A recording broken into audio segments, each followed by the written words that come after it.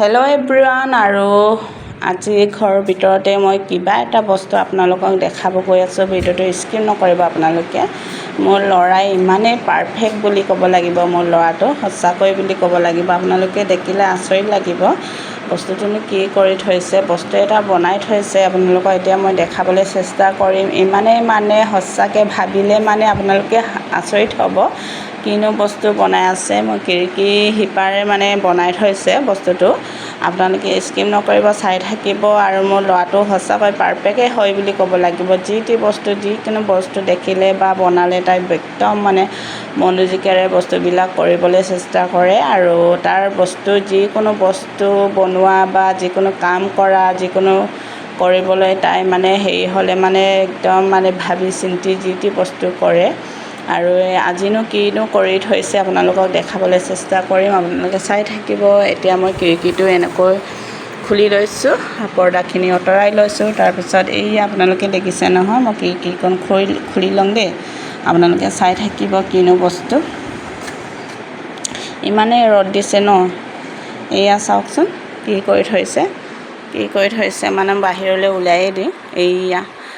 এয়া হৈছে চৰাইবোৰ মানে পানী খাবৰ কাৰণে এনেকৈ পানী তৰি দিছে। চাওকচোন ৰছী কেনেকৈ মানে ধুনীয়াকৈ বান্ধি থৈ দিছে, ওপৰৰ পৰা এনেকৈ ওলমাই থৈ দিছে। চাওকচোন ছাদ ওপৰতে বান্ধি থৈ দিছে আৰু এনেকৈ ধুনীয়াকৈ ইমানেই ধুনীয়া হৈছে নহয়। চাওকচোন আপোনালোকে ইমান মানে ধুনীয়াকৈ সজাই থৈ দিছে। চৰাই হেনো পানী খাবই নাপায় বোলে, এনেকৈ থৈ দিছে। আমাৰ মানে এই খিৰিকীবিলাকত যে এনেকৈ মানে টেপ কৰি থাকে চৰাইবোৰ আহি এনেকৈ টেপ কৰি থকাৰ কাৰণে পানী খাব বিচাৰিছে বুলি তাই মানে ভাবে। আমাক মানে অলপ সাবাস দিয়ে বোলে, পানী খাব মন গৈছোঁ বুলি তাই ভাবে বুলি কৈছে। সেইটো কাৰণে এনেকৈ পানী থৈ দিছে। চাওকচোন শিলগুটি এটাও থৈ দিছে, শিলটো মানে অলপ মানে গদৰকৈ এনেকৈ হেৰি হ'বৰ কাৰণে।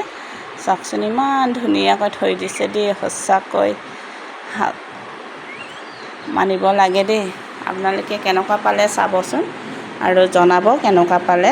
ল'ৰাই বনাইছে, মই কিন্তু গমেই নাপাওঁ, এতিয়াহে মই কিবা কৰিছোঁ। কালি দেখিছিলোঁ কিবা এটা বস্তু বনাই থকা, কিন্তু এনেকুৱা বস্তু যে বনাব এনেকৈ যে কৰি থৈ দিছে সেইটো মই মানে ভবা নাছিলোঁ আৰু নাজানো কেনেকৈ কি কৰি থৈছে। কালি কিবা এটা বস্তু বনাই থকা দেখিলোঁ বাৰু, আৰু আজি ক'বলৈ তাই সময়ে নাপালে। আমাৰ শুই উঠা বহুত দেৰি হ'ল, সেইটো কাৰণে ফৰ্দৰ স্কুল ওলাবলগীয়া হ'ল। আৰু এনেকৈ থৈ দিছে, আপোনালোকে জনাব কেনেকুৱা পালে।